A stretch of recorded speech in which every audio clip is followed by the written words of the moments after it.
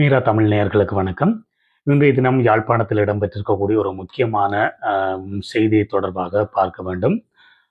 அண்மை காலத்தில் இப்போ பார்த்தீங்கன்னு சொன்னால் அண்மை காலத்தில் யாழ்ப்பாணத்தில் மட்டுமல்லாது வடக்கு மாகாணத்தில் அல்லது எங்களது தமிழர் பிரதேசங்களில் போதைப்பொருள் பாவனையால் இளைஞர்கள் உயிரிழக்கின்ற சம்பவங்கள் இடம்பெற்று வருகின்றன. பெரும்பாலான சம்பவங்கள் வெளியில் வருவதில்லை. ஆனால் இந்த சம்பவங்கள் நடந்து கொண்டுதான் இருக்கின்றன. குறிப்பாக இந்த ஹெரோயின், ஐஸ் போன்ற போதைப் பொருட்களை பாவிக்கின்ற இளைஞர்கள் அல்லது கட்டளமை பருவத்தில் இருக்கக்கூடிய மாணவர்கள் கூட இதனால் பாதிக்கப்பட்டு உயிரிழக்கின்ற சம்பவங்கள் எமது தாயக பிரதேசங்களில் இடம்பெற்று வருகின்றன. நேற்றைய தினம் யாழ்ப்பாணத்தில் ஒரு இளைஞர் ஒருவர் உயிரிழந்திருந்தார். இது செய்தி என்னவென்று சொன்னால், சிறைச்சாலையிலிருந்து திரும்பியதன் பின்னர் சில நாட்களின் பின்னர் அந்த இளைஞர் உயிரிழந்திருப்பதாகத்தான் அந்த செய்தி அமைந்திருக்கிறது. ஆனால் மருத்துவமனை வட்டாரங்களில் இருந்து வந்திருக்கக்கூடிய செய்திகளின்படி அந்த இளைஞரின் இறப்பிற்கு சொல்லக்கூடிய முக்கியமான காரணம் என்னவென்று சொன்னால், அவர் போதைப் பொருளினை பாவித்திருக்கின்றார். சிறைச்சாலையில் இருந்து விட்டு விடுதலையாகி வந்த ஒரு இளைஞர் தான் இவ்வாறு உயிரிழந்திருக்கின்றார். குறித்த இளைஞர் போதைப் பொருள் பாவனை, அதே போல் திருட்டு சம்பவம் உள்ளிட்ட சில காரணங்களுக்காக சிறைச்சாலையில் அடைக்கப்பட்டிருந்ததாகவும், வெளியே வந்ததன் பின்னர் தான் நேற்றைய தினம் இவர் உயிரிழந்திருக்கின்றார்.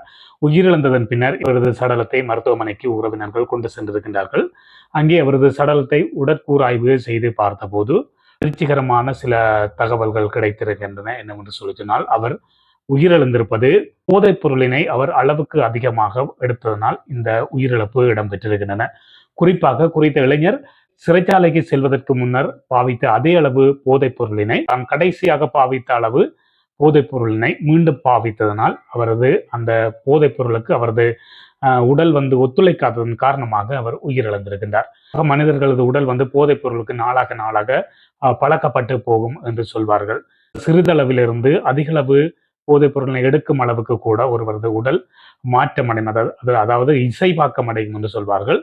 அவ்வாறு இசைவாக்கம் அடைந்திருந்த அந்த இளைஞனது உடல் அவர் சிறைவாசம் அனுபவித்து வந்ததன் பின்னர் மீண்டும் அதே அளவு போதைப் பொருளினை அவர் எடுத்த போது அதனால் ஜீரணிக்க முடியவில்லை. ஏனென்று சொன்னால், நீண்ட காலமாக இவர் சிறைச்சாலையில் இருந்த போது இந்த போதைப் பொருளினை எடுக்காமல் விட்டு மீண்டு வந்ததன் பின்னர் அந்த போதைப் பொருளினை பாவித்த போது, அதாவது தான் கடைசியாக பாவித்த அதே அளவு போதைப் பொருளை பாவித்ததனால் அவரது உடல் உடல்நிலை மோசமாகி அவர் உயிரிழந்திருக்கின்றார். இந்த போதைப் பொருள் எப்படி எடுக்க வேண்டும், எவ்வளவு அளவில் எடுக்க வேண்டும் என்று இந்த மருத்துவத்துறையோ அல்லது ஊடகங்களிலோ வெளியிடப்படுவதில்லை. ஏனென்று சொன்னால், அது போதைப் பொருளினை ஊக்குவிப்பதாக அமையும் என்று.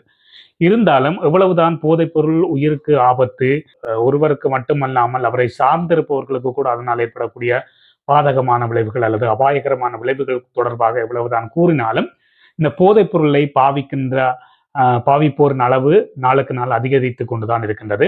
எவ்வளவுதான் உயிரிழப்புகள் ஏற்பட்டாலும் இன்னுமே அந்த விழிப்புணர்வு எங்களது மக்கள் மத்தியில் ஏற்படவில்லை.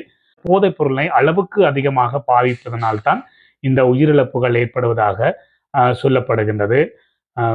தங்களது எவ்வளவு எடுத்தாலும் தங்களது உடல் அதனை தாங்கிக் கொள்ளும் என்கின்ற ஒரு மனநிலையில் அதனை அளவுக்கு அதிகமாக எடுப்பதனால்தான் இந்த இவ்வாறான திடீர் மரணங்கள், குறிப்பாக இந்த அண்மைய நாட்களில் 3 மரணங்கள் இவ்வாறு யாழ்ப்பாணத்தில் நடந்திருப்பதாக ஒரு கவலைக்குரிய செய்தியும் வெளியாகி இருக்கின்றது. ஆகவே இந்த போதைப் பொருள் பாவிக்க வேண்டாம் என்று சொல்வதனை விட இந்த போதைப் பொருளை அளவோடு எடுத்துக்கொள்ளுங்கள் என்று சொல்லக்கூடிய ஒரு நிலைக்கு இப்பொழுது வந்திருக்கின்றது. இவ்வாறான ஒரு நிலைமைதான் நாடு முழுவதும் நடந்து வருகின்றது. இவ்வளவுதான் நடவடிக்கைகள் மேற்கொள்ளப்பட்டு வந்தாலும் அந்த போதைப் பொருட்கள் நாளுக்கு நாள் நாளாந்தம் கடத்தப்படுகின்றன. நாளாந்தம் அது நுகரப்படுகின்றது.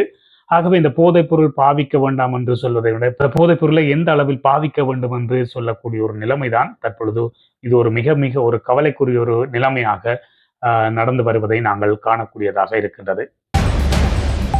இதுபோன்ற செய்திகளை உடனுக்குடன் தெரிந்து கொள்ள மீரா தமிழ் சேனலை சப்ஸ்கிரைப் செய்து இணைந்தீர்கள்.